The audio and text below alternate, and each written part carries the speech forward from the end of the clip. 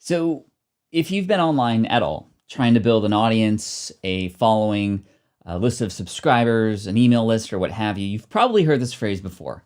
Just add value. How do you grow your email list? Just add value. How do you become successful online? Just add value. What does that even mean?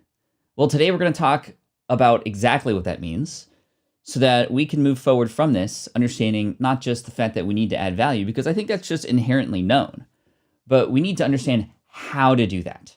And this relates to our goals for next year. This relates to perhaps some tasks that we might be working on right now and relationships that we perhaps like to build.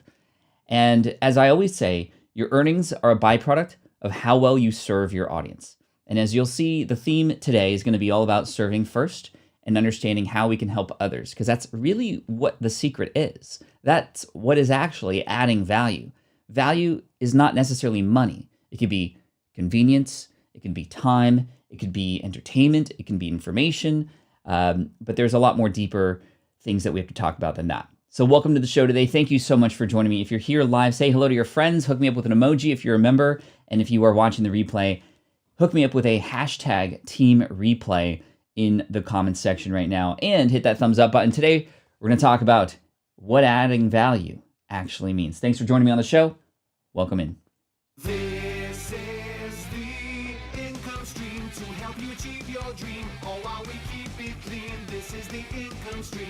It's the kind of show where you can come and go, but then you leave inspired with no fee required. The income stream with Pat Flynn. I'm just reading the chat right now, and there's a person named Rob, and last name Vaules. Here he is here, right? People mispronounce my last name all the time. I literally thought it was Values, Rob Values. Well, I value you, Rob Vaules. Maybe I didn't pronounce that correctly still, but I appreciate you being here and for sharing that. That's actually quite interesting and quite funny.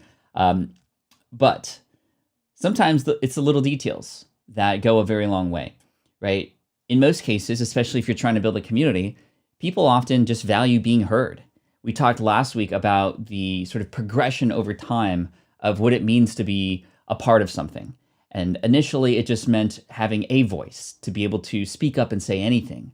And then present day, it's about not just speaking up, but also getting a response and valuing and showing that there is value in a person's sort of communication within a community. Yo, Rappin' Combat. Rappin' Combat's in the house. He became a member sometime recently. Thank you so much for that. I just heard like a giant yay. That was pretty cool. Anyway, let me switch the system preferences here because I think it was actually coming out of my computer and not out of where it should be coming out of. Fantastic. Okay, I think we're good now. High five. Boom. Okay, we are good to go. Thank you so much for becoming a member. Great. So today, adding value is, or showing that there is value, is sometimes just as good as a response and helping a person realize that they're being paid attention to. Which is why if you do any live streams, always recommend trying to communicate and engage with your audience as much as possible. Sometimes value is so simple; it just takes a little bit of time and care and consideration. In the future, to go back to what we spoke about last week, in regards to future-proofing your brand. Value is speaking to somebody without them even asking you to speak, checking in on them to see how they're doing, what I like to call the what's up. Hey, how you doing? And reaching out. We have these tools available to us that allow us to do this very easily today. Social media, on Instagram, on Facebook, on Twitter, on LinkedIn, direct messages, even including little video messages to show that we know they're there and that they belong to something. That is value. That is one example of value. But let's talk about value a little bit more. In my book, Superfans, I do talk about this idea of, and I remember being at a conference once and hearing this person, I'm not going to mention any names, but they were telling a great story on stage about what kind of value actually means. And I want you to imagine walking on the sidewalk, and then all of a sudden you see a penny on the ground, not in the ground, but on the ground. And let's just say it's heads up, because I know a lot of us aren't going to pick up coins that are tails up because we are a little bit superstitious. So anyway, you see a penny, it's heads up. Do you stop and pick it up? In most cases, people are going to just continue walking, especially if they have somewhere to go. It's not worth their time to just pick up a penny that's on the ground. But what if it was a quarter that was also on heads? Would you stop and pick it up? I think maybe half of you might, and half of you might just keep going. Again, it depends on maybe if you're with people or if you're trying to get somewhere. What if there was a dollar bill on the ground, right? Then you would probably stop in your tracks and potentially pick it up and shake off the dirt and put it in your pocket, right? Well, what if it's like $100 bill? I once found a $100 bill on the ground. And of course, I stopped, picked it up, looked around, pocketed it, and I treated everybody for dinner that night. And so that was sort of obvious, right? There's value in money. We just inherently know this. The more value that thing has, the more likely it is to stop a person in their tracks to interact with it, right? But that's where the presentation sort of ended. And it was interesting because when I start thinking about this more deeply, it's like, okay, well, you pick up a dollar bill, right? You put it in your pocket, but are you continually thinking about that dollar bill? Do you miss it if you lose it? Of course, if you picked up $1,000 and you lost it, of course, you'd think more about that. But even more than that, what meaning does that have to you? It's not what the dollar bill represents. It's not the dollar that you care about. It's what that dollar bill could offer you. And online, I think a lot of us are just trying to be that shiny quarter. I think that most of us don't want to be that penny. We're trying to provide value, but there's pennies everywhere, and it's not really worth anything. But a shiny quarter, we're putting a little bit more time and effort into the content. Some of us are creating what might be the equivalent of a dollar bill or maybe a $10 bill on the ground that can hopefully stop people in their tracks and want to stop and pick it up, right? But what if instead of a dollar bill, you were something that mattered to somebody later? You created some sort of value that could have you be remembered and talked about and shared, something that would get people excited. And yes, a little bit of money can get you excited, but what if it was something more, right? And value is different for every single person and for different audiences. That's so, so important. And so as we begin to understand, especially for those of you who are just starting your business, if you want to provide the most value, you actually have to niche down. The niches is where the riches are at, where the riches are in the niches, right? Now let's think about that a little bit more. You've probably heard me say this before. The riches are in the niches, right? A pretty cool phrase, right? It sounds nice, even though it's supposed to be niches, but niches and the reaches doesn't sound as good. It makes me think of Reese's Pieces are niches and the reaches. Anyway, I'm reaching now. But when it comes to, sorry, that completely just distracted me there. But when you are building a business, if you want to provide more value, you niche down. Because number one, you can better connect with those who are out there and they can easily more understand that you have something that is relevant to them specifically. It's more valuable if you find somebody who's relevant and related to and providing information for and helping solve problems to something very specific to you. That's just inherently known to be of more value. And the problem is a lot of us try to go general, right? That's one of the struggles I have here on this channel, is here on this YouTube channel. I speak and talk about a lot of different things. And as a result, it's not always valuable information. Sometimes I come out with a piece of content, and if you're into podcasting and I come out with a piece of content that's about podcasting, well, wow, you just found the equivalent of like a $50 or $100 bill on the ground, and you're going to stop and pay attention to it because you're related to that and you are doing something related to that right now. But if I come out with the most amazing piece of content about SEO, but you're a podcaster and you follow me because I podcast, well, that's not going to be as valuable. Kenny, thank you so much for becoming a member, my friend. I appreciate you so, so much. It's been great to get to know you here over the past week. I love it. Welcome to Team Flynn. Yo, that's sick. Kim says, so glad you're talking about this because I hear people say give value all the time, but they don't explain. Yes, this is why we're going deep on this today. Thank you, Kim. And this is the exact reason why. And I hear this all the time. So let's go over some different examples of what value might be like. So I had interviewed a person named Glenn Alsop from Viper Chill and Gaps.com, a very, very smart young marketer, about 10, 12 years younger than I am. And when I started business, I was, 25 years old, and he was 16 and still amazingly inspirational and very, very knowledgeable about SEO. And so for me, because I was building my business, he was of value to me because he was helping people like me who were starting businesses learn about search engine optimization and learn how to not waste time. And that in and of itself is valuable. So the more that you get to know about who your audience is, what their struggles are, you can then provide something of value to them, something that helps them save time, helps them do something a little bit more conveniently, helps them laugh or get entertained in some way, shape, or form. But anyway, fast forward to a few years back, 2 or 3 years ago, I interviewed Glenn and I asked him a question that I knew he would have a great answer for. It wasn't really even related to the content that we were talking about, but I knew he would have a good answer, and he did not disappoint.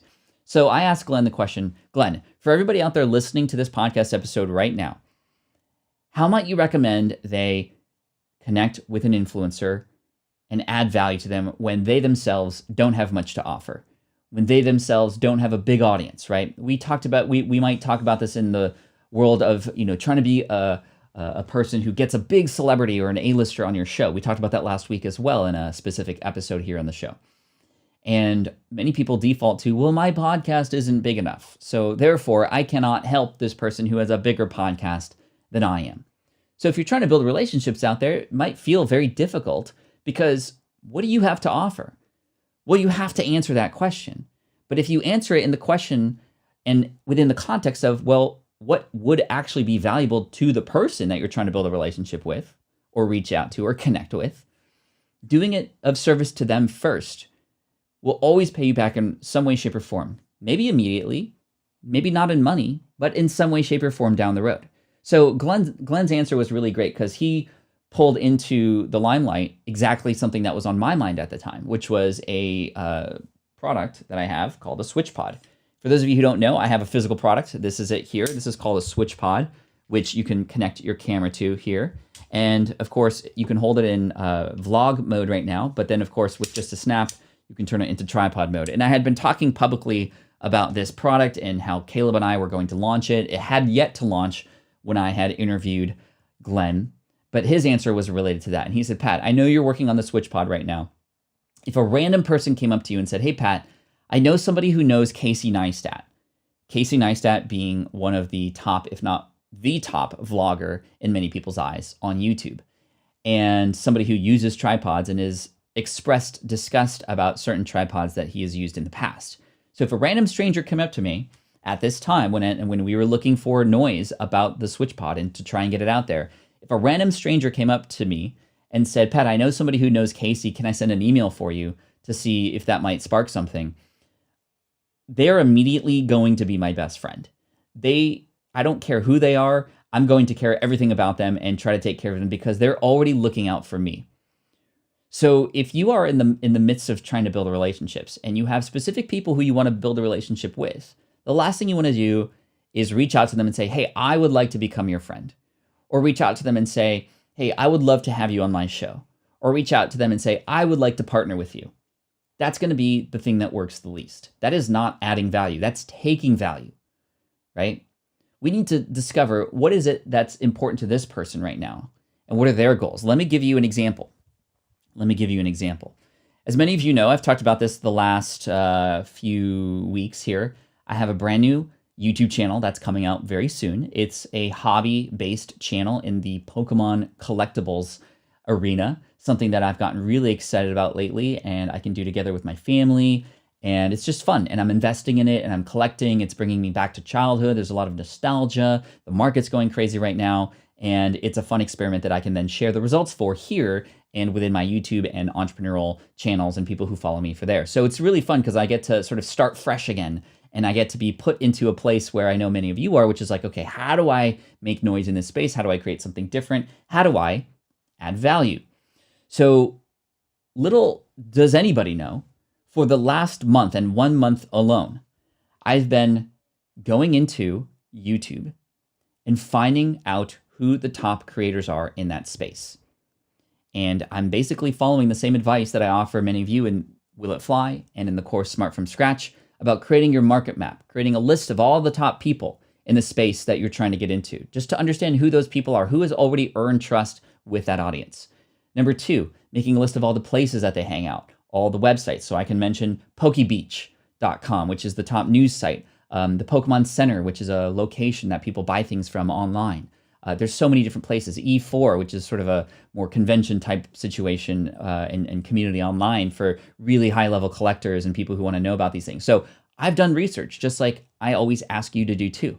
And within the people category, there are people I've found and I've discovered what their superpowers are. For example, there's a guy named Twice Baked Jake, who's a very humble guy who shares his collection, but he also is very good about sharing the news, but he's not energetic like some of the other people. He's not known for his crazy pack openings, but he's known for just providing really authentic advice for people. And I was learning, and I've gotten to know that about him. And I've also understood the kinds of cards that he likes. He likes to collect promo cards that are not sort of in production runs very long.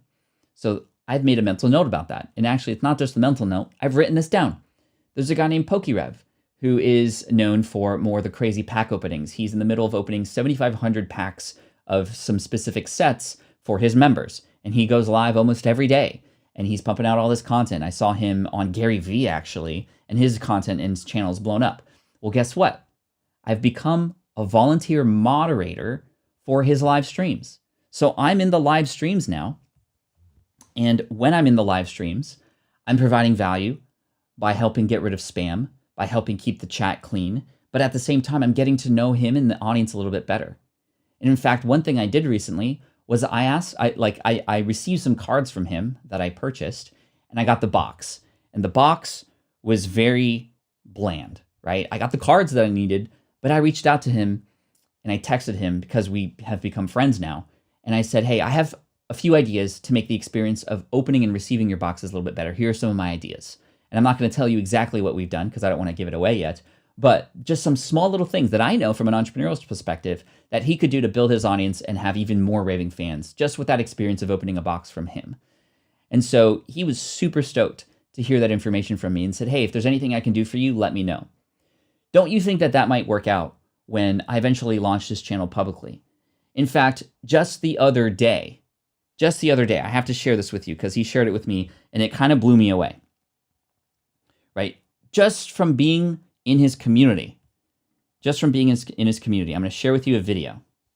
So this is a video of an interview with PokeRev. You'll see him here on the right-hand side. And then this is Pokemon Radar on the left-hand side, somebody who is starting a podcast, and that's on my mind too.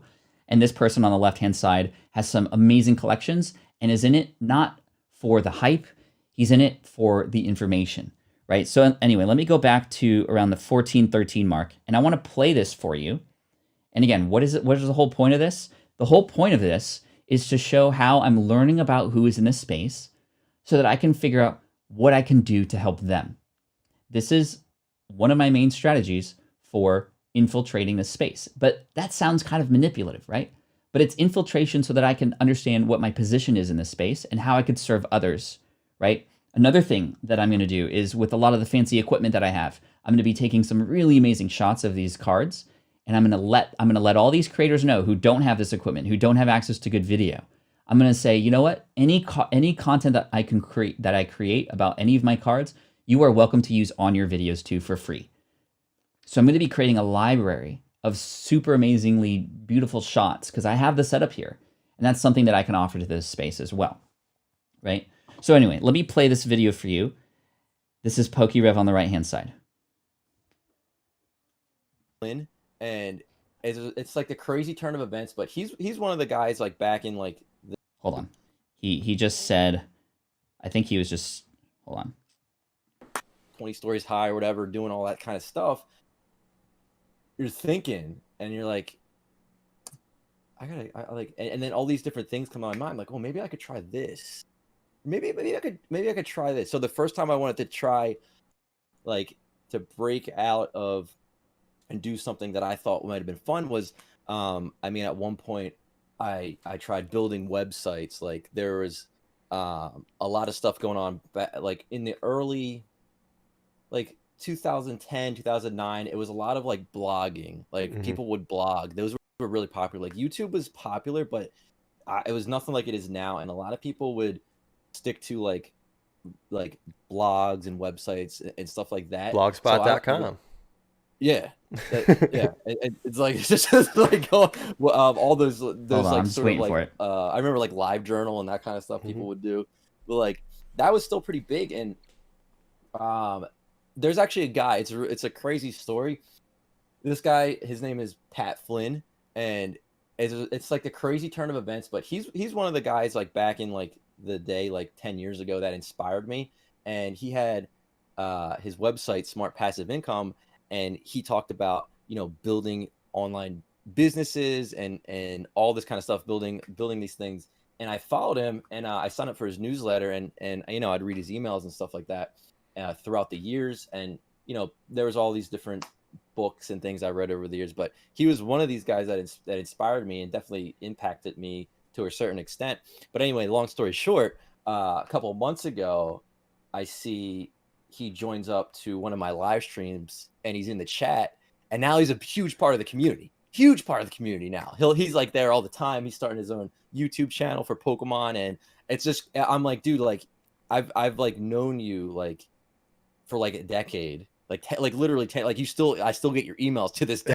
So anyway, just a quick little demonstration of when you show up and you provide value to a community, you're going to be on people's minds, right? And I've been doing a lot of research in this space to understand what these guys need, and what they're good at and what they're not good at, and seeing how I might be able to sort of complement what they're doing. Because the last thing I want to do, and this is very common, and I remember doing this back in the day, I remember, yeah, it's come full circle, right? Pretty crazy.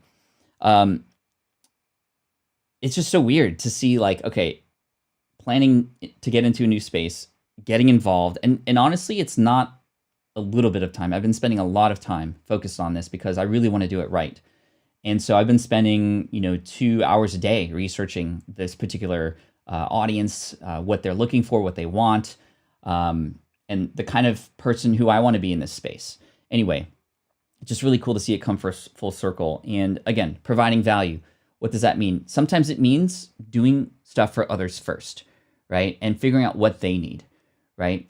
When it comes to going back to what we were talking about earlier, maybe trying to get a big guest on your show, for example, it's about this idea of, okay, well, what's in it for the person who you're asking, right?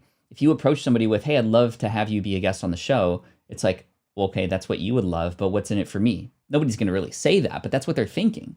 Versus the way I was able to get Gary Vaynerchuk on the show and Tim Ferriss was, I said, hey, I see you have a book coming out. I'm going to be reading through it and offering advice for my audience and recommending people to buy it. But I'd love to have you on the show so that we can even share with more people what your book is about and convince them to go and buy it too. I'll even buy 4 or 5 copies to give away, right? So just thinking about that. So one great strategy to connect with really big people is to consider, okay, who's coming out with a book soon? And then when you consider who's coming out with a book soon, you're going to understand that they're going to be more likely to say yes because they're going to want to have as many media mentions as possible for their book, and they're likely getting pressured from their publisher to do that. So you're more likely to get a yes during that time because you have something to offer, and that's your platform, your blog, your podcast, your YouTube channel, etc., right? That's what's up. I like that. Thanks, 100%. You're welcome. So I would love to know from those who are here live in the chat right now, what are your goals for 2021? We talked about this last year, or we talked about this yesterday, in fact. But I would love to share and also kind of brainstorm with you different ways that we might be able to start with that and sort of extrapolate exactly what adding value means in that space to both your audience and also other people who you are connecting with in the arena that you're in, right? When I started speaking, for example, I knew that I could add value to a person's conference. So what does that mean? So I spoke at FinCon in 2011 for Philip Taylor, who founded FinCon, PT Money as he was known in the space, financial conference, but I went to speak. And then I ended up doing the closing keynote. This is my first presentation because the closing keynote had bailed and I stepped up and I was like, sure, I'll do it. And I was very afraid, but I went through that process.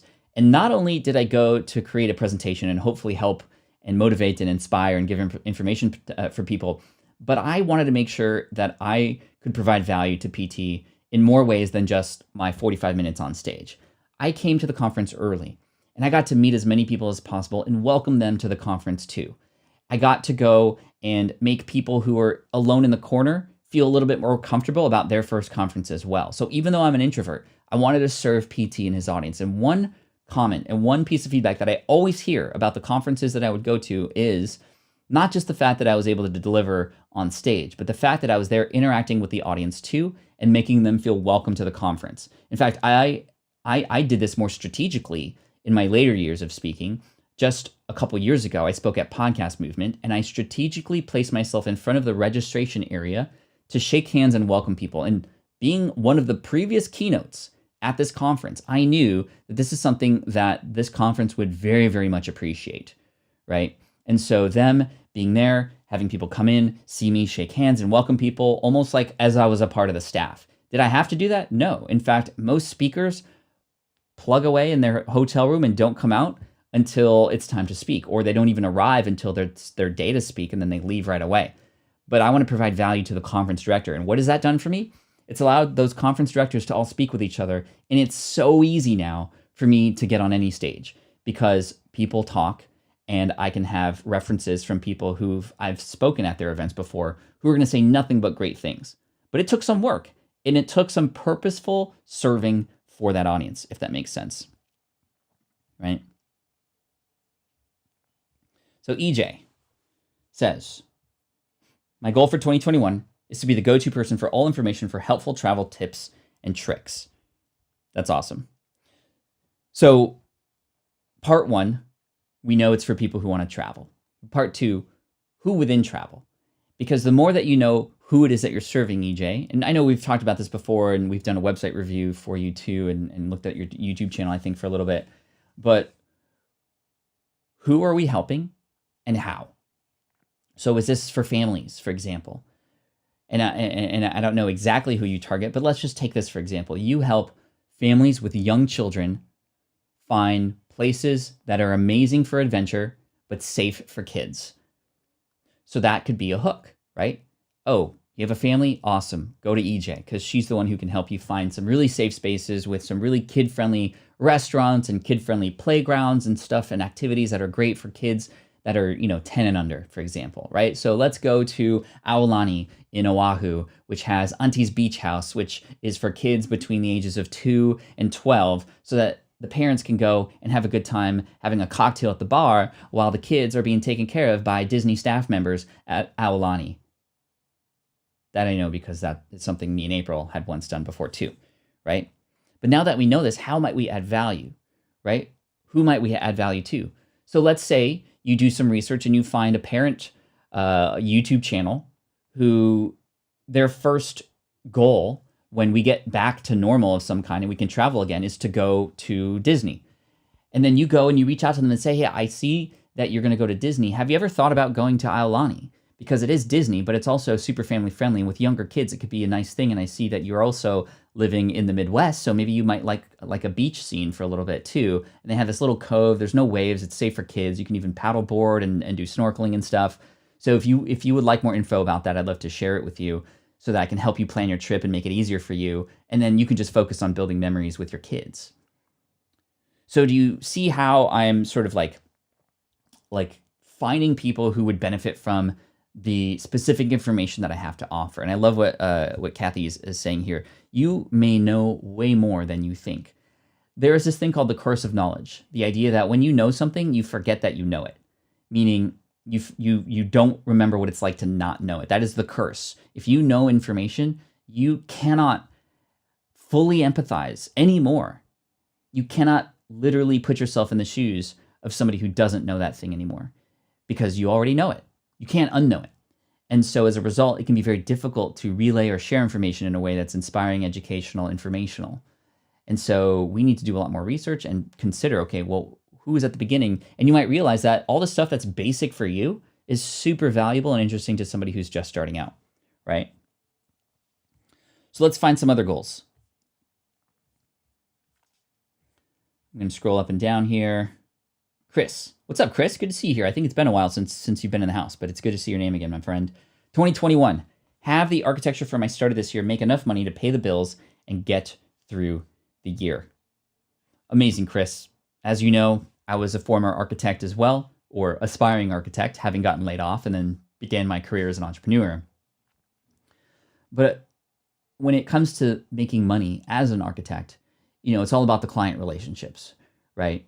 And one thing that I think is great that we started doing before the pandemic, or not the pandemic, before the recession in 2008 hit, was as I became job captain, which was sort of the next level up above senior drafter. I had my own little team of drafters and some direct connection to clients. It was still the project managers that had the direct connection to clients, but I was really advocating for my PM, my project manager, to check in with the client on a regular basis.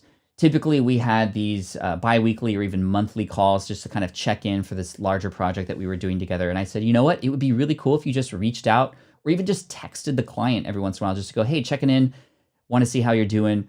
Here we are in the process right now. Hope you're well. That is adding value because you're helping people realize that they are being cared about, that this project that is in your hands is something that you care about, and you care about how they're feeling too. And that can go a very long way, especially long term, when it comes to having a person feel like they're being taken care of, who gets and then of course you get the job done. And then when their friends, their colleagues, when other people in the space need the same kind of help that you offered, who is it that they're going to mention? They're going to mention you, Chris, right? So that was just like one example of how one could provide value in a way that's not necessarily like, let's just add more to this person's plate or just information, but sometimes just a little check-in can go a very, very long way. Save like a bear. 100 working days of quality uploads to impact 1,000 people on both channels. Prepping now. I love that. But we have to really uncover what this word impact really means. And I think this is something very similar to this phrase of adding value, right? Adding value, what does that mean specifically? And again, we've talked about the idea of sort of reverse engineering what is important to the person that you're adding value to. When it comes to impact, what defines impact? Oh, we need to create impactful content. We need to impact other people's lives. But what does that actually mean? Let's define it. These words get thrown around so much, and I'm not saying this to sort of knock you down, save like a bear. I think this is so perfect of a stepping stone for us, all of us, to go deeper into what do these words actually mean. But not just you, but everybody. We all use these words so much. Add value, have an impact, make an impact online, influence others. Well, like, okay. It almost is just like cliche to say that now. It's like almost like just required to say that because that's just, we're online. So add value, impact others. Okay, sure, but how? Right? But how? Hey, Archer, shout out to all the drafters out there. I used to be a CAD guy myself. Good afternoon, everyone. Hashtag. Bruh. Thank you so much. So what is impact? Impact and value kind of go inherently hand to hand when you provide value. Thank you for that, Hey Archer. You are potentially impacting others, but impact really means a change of some kind, right? Imagine, the moment you impact, your fist impacts a punching bag, right? There's a force that comes from your fist and enters into that bag and shakes it around a little bit. And when we come across this idea of adding value, right?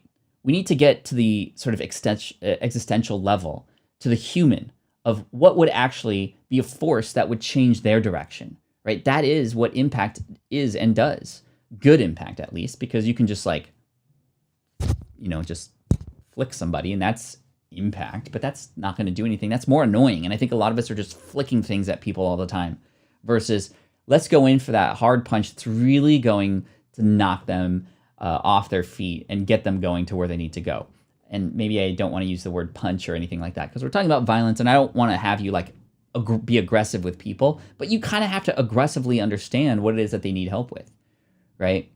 And then whatever those goals are, you can chop them up into much more smaller steps to go from wherever you are now to that point of transformation. So it's transformation, it's impact. So it could be something you say that really unlocks a limiting belief that they've once had. It could be a result that they've been looking for this whole time that they are now finally able to get because of you. That is impact. Something impactful changes a person's course of their life, not just gives them information, right? May the force be with you and also with you. Cat is fire. I'm so glad to see the room grow as we're talking about this stuff. Again, today we're talking about what adding value actually means. And What it really comes down to is not just like more information or helpful advice or entertainment. Like those things are important. But when it relates to the specific person on the other end, if you're trying to build relationships, what is important to this person and how can you make them feel special or help something be more convenient or use something that's of your superpower to help support them? I gave you an example of what I'm doing right now in a brand new space, in the Pokemon card collecting space, and how I'm trying to make an impact there. And if you want to follow along the journey, you can follow my channel at Deep Pocket Monster. Pocket Monster, that's what Pokemon means. Poke for pocket, mon for monster, Pokemon. So Deep Pocket Monster is that channel if you want to follow along and see how I sort of progress and create something different and interesting in that space and how I help serve that community as well. Thanks, Pat. I agree. I want the impact to be something tangible to those individuals. So saving money via this channel. So let's go even beyond just saving money, because saving money is not impactful. It is what saving money can do for you that is the impact. We need to go layers deeper, right? And we see this all the time when we see website reviews and YouTube channel reviews here on Saturdays. We see the tagline, and it's always like surface levels, like tutorials to help you, with your camera equipment. Okay, but why is that important? To help you look better on video and gain an audience and increase the amount of influence you have online. Now you're talking, because now we're talking about something that people actually want. People don't want an online course. People don't want to watch the tutorial. They want the end result of that. So what is the end result of saving money? Is it the ability to have less stress? Is it to have financial freedom so that we can spend money on things that perhaps we weren't able to spend money before? Is it so that when I get to retirement, I know that I'm being taken care of because I've put in all the pieces ahead of time? What is the impact of saving money? Let's go layers deeper. Let's keep asking why, right? Pat Flynn, your big value is exactly what you just said. You make us all feel special and put a smile on our face. Thank you, Bill. High five for you, my friend. You're awesome. Chris, you should see how the entrepreneurial space within architecture has grown and how many have created communities and reference your teachings. That's super crazy, Chris. That's blowing my mind. There were so many things that as a senior drafter, I was just so frustrated about in the world of architecture. And in a way, I've sort of continued my building of things, but just in a different way here. And it's so great to see that there's still an impact or something that helps increase value for an industry that I once left. And I don't know who's responsible for relaying that information. I'm definitely not involved in the architecture space anymore, but I'm grateful and thankful that people are learning, because I think this is more than just business. This is more than just what an architecture firm should do or what you, the viewer as a creator, should do. This is about helping others, right? And understanding and empathizing. And that's really the key here. Adding value relates to empathy. Putting yourself in the shoes and feeling the same feelings somebody is. Understanding what it is that their struggles are, what it is that their challenges are, what's driving them nuts, what is really matterful to them right now. Now, I will say, many people misinterpret this idea of adding value as, okay, I'm going to find out what this person likes and I'm just going to give them a gift. I think gift giving is very important. I think that can work with you, but it can also be seen as an easy out. There is a book by John Ruhlin, I think. It's called Giftology. I would highly recommend reading this book because it really understands the science of gift giving. And there's some really good tactical strategies, like, hey, if you're going to give a gift to a client or give a gift to an influencer or somebody who you want to connect with, don't do it in December, because everybody's giving gifts in December, and this is the time when your gift is going to be like just breezed over. Versus if you give the gift in March for no reason, then you are making an impact and more likely to actually have a person understand that you exist and that you care and that you have something for them. And of course, it's not just a gift card. It's like something meaningful, right? And I've received some very meaningful gifts from people before, and I do remember them versus just the generic gift. But anyway, this is not what we're talking about. We're talking about just the people who might assume that adding value means, well, okay, I'm going to see what they like and I'm just going to give them a gift. Here's a story for you. So back in 2011, having had my podcast up for a while, I had a connection with somebody at iTunes, like a literal employee there, who was pretty important when it came to decisions that were made for what podcasts get shown in the upper bar, like the sort of spotlight podcast, person who I could go to if I needed some help. And I was really grateful for having this conversation with him. So I wanted to give him something so that I can further this relationship, right? I wanted to give him something that I thought would allow me to have more of an insider look at what was happening with Apple. It was a very strategic move. And so what I did was I found this person's Twitter account, right? And what I did was I found out that they were a huge Star Wars fan, which was cool because now we had a connection. I'm a big Star Wars fan as well, as you can tell. But I ended up buying this notebook on Etsy and engraving his name on it. And I sent it to him and I saw that he received it. He sent a thank you note and nothing happened. Nothing happened after that. In fact, podcasting continued to grow and grow. And I feel like that was a example of the wrong way to approach relationship building. I think gifts are fine, like I said. And yes, I did do the research to see what this person was into, and they were really stoked on this notebook. But that didn't mean that this person was going to reach out to me later and see how I was doing to see if there was anything he could do for me. It didn't mean that I could email him later and ask him for some favors, which I did email him later, and he was super busy. And initially I was like, but I sent you a Star Wars gift. And then I realized, yeah, I did this for the wrong reasons. I wanted to build a relationship, but I just assumed that a Star Wars gift would help me get inside, and it didn't. And so I felt bad about that because I think it came across the wrong way. I should have just asked or even stepped up and said, hey, person, here's a video I created of 10 different things I think iTunes can improve to help not just podcast creators, but podcast listeners too. Do what you want with this video. I just wanted to help you out. And that could be likely something that could better serve him because he probably has a boss and he's probably responsible for new ideas and feedback and stuff. And to give him direct access to that information is so much more valuable than a Star Wars gift. So I hope that story makes sense, right? I hope that story makes sense and the purpose of that is expressed.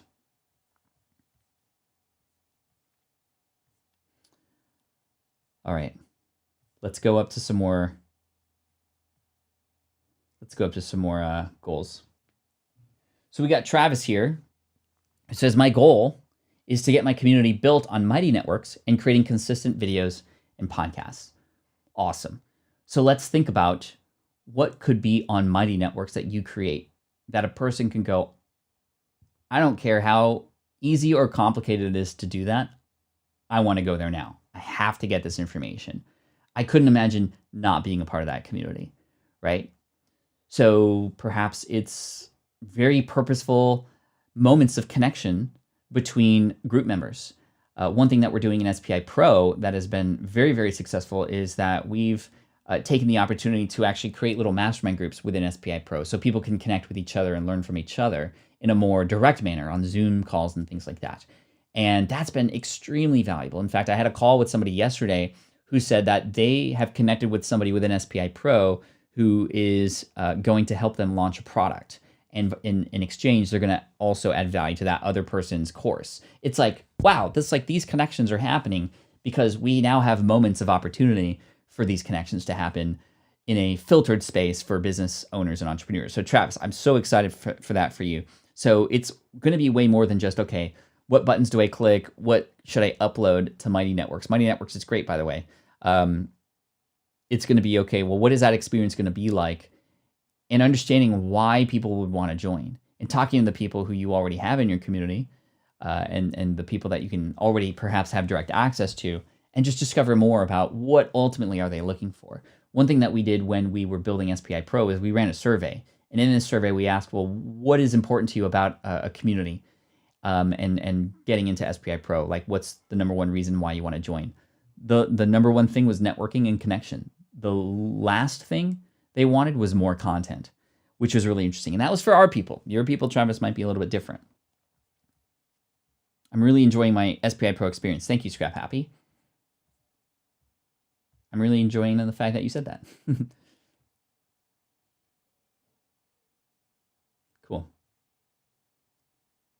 Great story. Intention and execution are not identical. Thank you, Doug.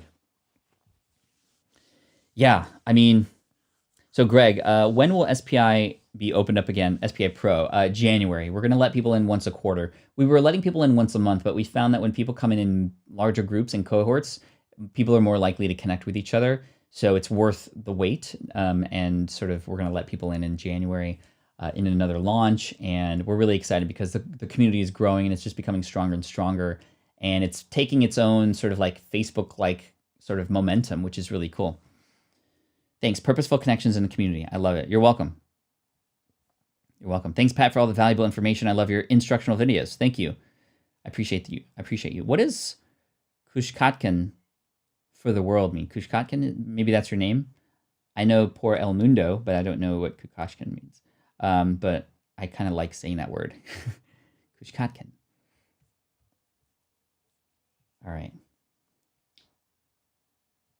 Bill says, Pat, when are you going to go into toy design, learning CAD/CAM, although you probably already know, then buying that 3D printer to make your designs come to life? Well, I have a 3D printer. I have SketchUp. I have made things before that we've printed. It's just, to be honest, the reason why I haven't done more of it is because that darn printer is so finicky. Sometimes I'll print something and it prints perfectly. Literally, I won't change anything. And the next time I print a new thing, and 5 hours later I go and check on it, and it's just a jumbled ball of mess that looks like a ball of yarn because the plastic didn't adhere to the platform, and then it's just like dried plastic everywhere. Pat is an information architect master. Thank you. All right, let's see. What else?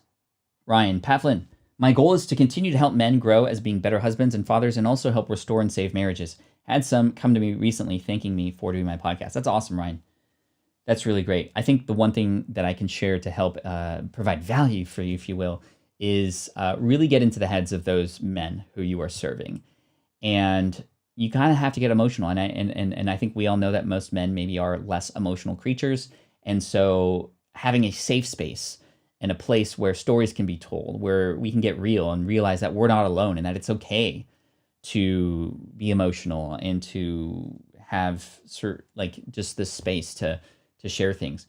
I think a big piece of advice I would offer for you for 2021 is with your podcast, Ryan, let's really get into these stories. I know that for most podcasters, we get into the story, we ask questions and we get these answers, but I want you to try to go deeper, because when you go deeper, that's when you pull out the realness. That's when you pull out the gold. The gold lies levels deep. And so I would just encourage you to remain curious, to not be afraid, to dig a little deeper. And you'll find that you're going to create this amazing community where people can understand that they're not alone. They're going to continue to come back, and they're going to realize that they have a mentor and somebody that they can follow in you.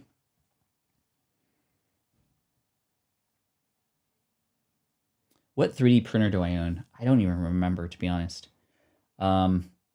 Forge something. I was going to say SoundForge, but that's not it. Flash Forge. I think Flash Forge. I think. It's an indigenous word for the country off El Salvador. Kushkatkin por el mundo. Love it. That's really dope. Mark says, and is asking a very specific question here, which does relate. Mark X says, what are the best ways to get clients for a video editing agency? Thank you. So here is the method that I would take based on the conversations that we're having today and just sort of my style. I would find a creator in a space that I really enjoy watching videos. And so let's just say, for example, right now, let's just say instead of Smart Passive Income, I'm a video editing agency, but I also have this interesting hobby called Pokemon that I want to collect cards for and provide value to, right? So I'm going to go to some of the people who are creating these videos on the daily and ask them, hey, might you need some help with video editing? I'd love to do some special videos for you. In fact, I have a special idea where I can take some of the longer form podcasts that you create and let me repurpose those for you. I'll do this free of charge. I'm just getting my wheels going in this space, and I'd love to just connect more with the Pokemon community. And if I could help you once a week take your podcast and your video podcast and edit it in a way that's going to be really cool, and you can just drop that into your YouTube channel. It can help you grow your YouTube. I just would love to do that for you for a few months for free, just to kind of get my name out there. That's literally what I would do. And so I would probably go to people who I know have longer form content. There's a guy named Pokemon Radar. There's another one named Jake the Pokenomics guy. There's a few other creators who I know. could benefit from compilations and other things if that is in fact my specialty, and just offer that for free. And then what's going to happen is you're going to find that some people, especially if you do a great job, this happens in photography all the time. There's a guy, in fact, that on Instagram, I've seen these recently. And they definitely capture my attention. There's like a guy on Instagram and TikTok who's a photographer, and he goes to like the basketball court, and you see him just having a conversation with somebody who's just playing a random pickup game. And then he says on the caption, like, I found a random basketball player that I just wanted to create a hype reel for. What do you think?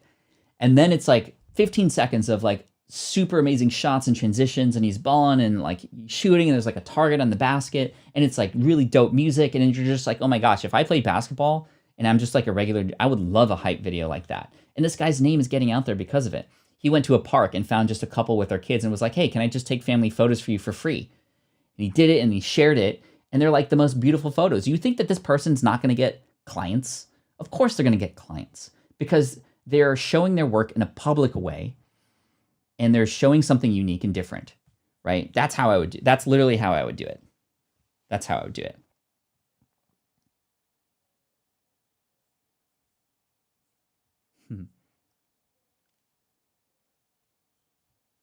Great conversation happening. Cool. Yes, Pat Flynn says, Ariel, big generosity pays, people get value and get great referrals. For sure, great referrals come. So I already know that, for example, there is an attorney who is the attorney for many online entrepreneurs. I heard him once on Andrew Warner's show, and then everybody who I know, or many people I know, have gone to him for specifically entrepreneurial-related attorney help and advice. He's not my attorney. I already have one, but he's become known as that guy, right? Jeff, my trainer for when he found me 6 years ago when I was working on triathlons, he found me randomly through Twitter. Okay, this is Jeff McMahon from Total Body Construction. So hear this out. I tweet that I'm going to be running a marathon. He tweets back at me almost immediately, says, Pat, I'd love to train you. I'll train you for free. You've given me so much value. Let me help you run your first marathon. And I was like, I don't know who this guy is, but let's get on a call. So we get on a call. He seems really cool. We're born in the same year. We both have kids and all this stuff. And we both like karate, we find out. So we have connections. And he's like, let me just train you. I want to help you with your training for your triathlon. He, in fact, flew to San Diego for my first triathlon to be with me and watch me and root me on. So I swam, I biked, I ran. Funny story, he was at the transition when I had to get off my bike and run. And I had just bought my bike. I hardly knew how to use it. So as I was coming into the sort of the changing area where you transition from bike to running, I literally could not get out of my bike. My shoes were not coming off. You have to like click your feet out this way, and I forgot to do that. And I literally ate it. I fell right in front of Jeff. And anyway, he picked me up and he's like, go, you got this. And I ran my first marathon because of him. He did this all for free. And then afterwards he said, yo, that was really cool. If you have other goals that you'd like to do, I would love to help you, and I'll give you a great deal on them. If not, no worries. Just if you happen to know any other entrepreneurs that might need help, I'd love to help them because I'm trying to build my business. And I was like, dude, this took like 6 months. And now you're finally asking? Thank you. Jab, jab, jab, jab, jab, jab, right hook, right? And so he was able to provide me value, helping me with something that I was brand new in doing. He had just paid attention to what I was interested in, had offered value. And we have continued to work together every single week for the last 6 years. And I now pay him to do this. And not only do I pay him, I had him on my podcast, and any entrepreneur who I know is wanting to work on their fitness from the comfort of their own home with a trainer who knows what they're talking about via FaceTime, I recommend Jeff. And guess who else is working with him now? John Lee Dumas and several others that I'm not going to mention. So that's a story of building a relationship, helping a creator, me, with something that was very important and a goal that I had. I did not know how to run a triathlon. He helped me. And as a result, I'm going to continually give back to him because he helped me achieve something that was on my mind at the time. So I hope that example is a very clear example of how this is a long-term game. And yes, we can provide value in the short term as well. You can find out what a person might need help with, and you might have the answer they need right now. That is of value. You might be able to support them in a live chat, like I've been supporting PokerRev in his live streams almost every single week, and then reaching out to him when I have some advice that can help him build his business even faster and larger. He, in fact, has only been up for a year. His channel's only been up for about a year, and he has 192,000 subscribers. That is insane, and that is crazy, and I want to help him continue that growth. So, Mr. Beast is working with me. He is not working with me, although I have met Mr. Beast, and he is a legit, genuine, humble dude. Seriously. He had a video the other day that my kids and I were watching where he and his friends would go to Twitch streams that had 0 views or just 1 viewer. Like literally just nobody was watching, no audience. And they would donate $10,000 and just blow their minds. And Mr. Beast is just, he's just cracked a code of some kind. And you know, he makes so much money from his videos and he just gives it all back, which makes him make even more money and then gives it all back. And those videos where he gives away, you know, thousands of dollars to random people, like he makes them cry. Like it's just a crazy formula. It's really cool. I hope to do something similar in the Pokemon space. But anyway, I hope today was special for you. I did get the secret word in, and I hope that you caught that. But so far, we're doing good. Stephanie let me slide yesterday because I did drop it in a bit early, but I think it was within the post 5 minutes after starting time frame. And what an amazing day. We've talked quite in depth about some really important things today about providing value and what that actually means. And hopefully with these very real, tangible stories, you can find examples within your own life where you were able to help others and find value hidden elsewhere, where others maybe aren't thinking. It's those who step up to really care about those who they're building a relationship with and the audience that they're building, that you then get to realize, well, where the holes are and what you could do to help and serve them too. So, great job today. Thank you so much. It's not about buying things. It's not about... Stephanie is the secret word police, so thank you. We're going to be picking a new word on Friday, but this is a challenging word. Existential is a very challenging word, and I was not able to get the bonus word in today, but I don't get penalized when I don't get the bonus word. I just see if I can fit it in. The bonus word is fortissimo. I think I did actually add it in yesterday. If I can somehow talk about music, I can potentially rope in that word. Anyway, a lot of fun today. Thank you, everybody. I appreciate you. I'm going to end just a couple minutes early. I got to get ready for an AMA within SPI Pro, so I'm really excited about that. And if you don't know what SPI Pro is, smartpassiveincome.com/pro. You can apply if you're an entrepreneur, you have some sort of business up and running already, you want to connect with other people, and you want to see that there's value in this network that we are building. Smartpassiveincome.com/pro is where you can go. And we are going to be letting more people in January if you get approved. Secondly, the link that you need to remember for this stream every single day is quite simple. patflynn.com/theincomestream. Just remember that. You can go there every morning. There's going to be a waiting room ready for you in the morning every single time as we approach 365 days, which is crazy. We're almost there.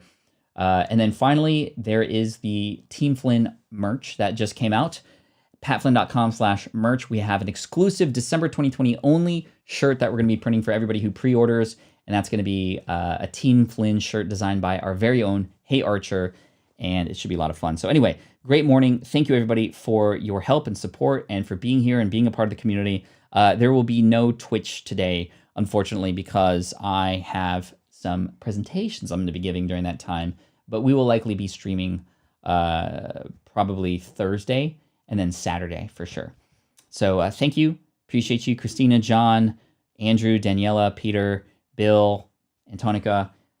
You mean the world to me. Thank you. Take care. And as always, Team Flynn for the win. Let's go.